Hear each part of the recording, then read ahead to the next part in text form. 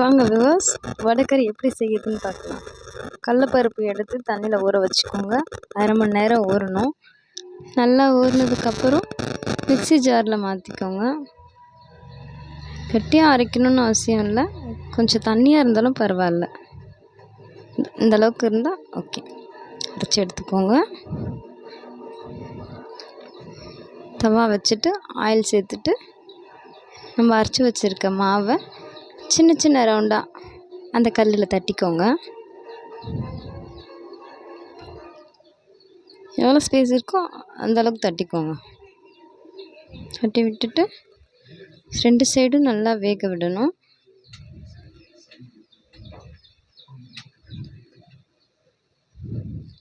ஒரு சைடு வெந்துருச்சு, திருப்பி விட்டுக்கலாம்.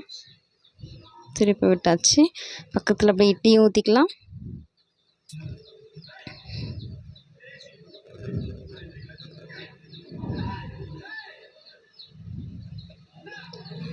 இட்லி ஊற்றி வச்சாச்சு. ஒரு கடாய் வச்சுட்டு ஆயில் போட்டுட்டு பட்டை, லவங்கம்,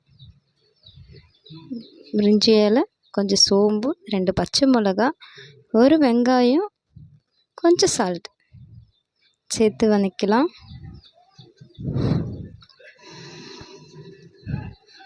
நல்லா வதங்கினதும் இஞ்சி பூண்டு பேஸ்ட்டு, ஒரு தக்காளி சேர்த்து வதக்கிக்கோங்க.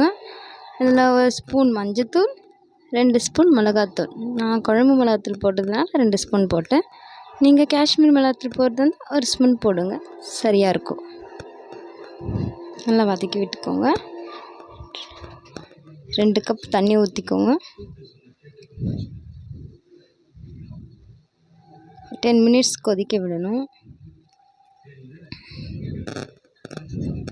இதுக்குள்ள இட்லி வெந்துட்டுருக்கோம். இட்லி எடுத்துடலாம். வெந்துருச்சு இட்லி. ஆஃப் பண்ணிவிடுவோம். குழம்பும் கொதிச்சிருச்சு.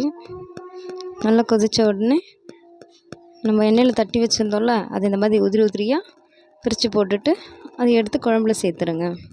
சேர்த்துட்டு ஒரு 5 நிமிஷம் தாங்க கொதிக்க வச்சுட்டு ஆஃப் பண்ணிட்டிங்கன்னா வடைக்கறி ரெடி. இட்லி வடைக்கறி தயாராகிடுச்சு. வாங்க ஃப்ரெண்ட்ஸ், சாப்பிட்லாம். லைக் பண்ண